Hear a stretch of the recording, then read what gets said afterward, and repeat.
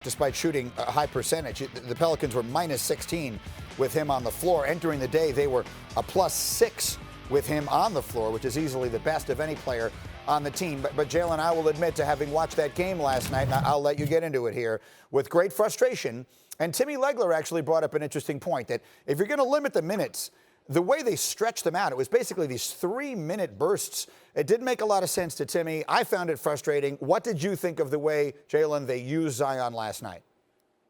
Not surprised, Greeny. The guy has had multiple injuries on every level that he's played basketball. He's a physical freak based on his weight and his athleticism as you compare that to his height.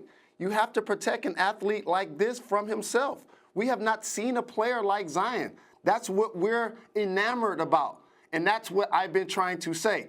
But here's also what I want to say.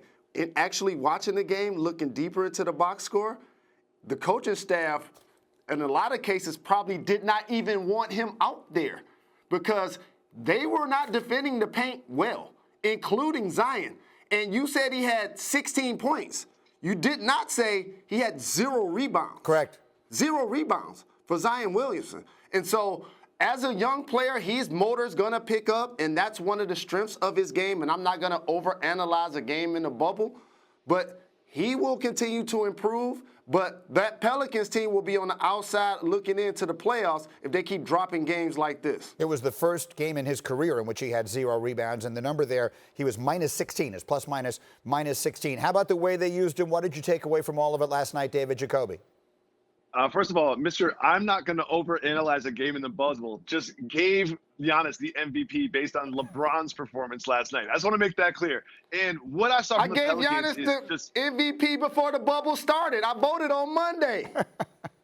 Go ahead, David. The interior defense was just not there for the Pelicans. I mean, they were just driving right past them and then, up for Gobert for a lob. The defensive rebounding was not there. The first half, it just seemed like every time the Jazz came down the floor, they had 2 attempts at the basket. It just really, really, really feels like this Pelican team, while so fun to watch, it has so much potential and so many young players, is not going to make the playoffs. I mean, they've got the Kings chasing them, the Trailblazers chasing them, and the Grizzlies are already in position. I just do not see it happening based on what I've seen so far. Okay, and so, Jalen, let me ask you again. This is a source of extraordinary friction between the two of us. Do you believe Zion and the Pelicans wind up getting into the playoffs? They do not, Greeny. So to start the bubble, the NBA understood in order to create intrigue, this is why I figured that they would have over 20 teams. Because if you look really deeper into it, the only thing that needed to get solved was the 8th spot in the Western Conference. And if you look at the strength of schedule of the Pelicans, it was really favorable. Zion was in and out of the bubble, wasn't able to practice, he wasn't able to ramp up, therefore his minutes were limited. But the Memphis Grizzlies also had a 3.5 game lead.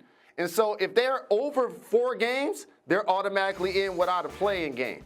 That's why you're the Pelicans. You can't lose the first game in the bubble. So now, to me, if you're Memphis, if you win 4 games, you're automatically in.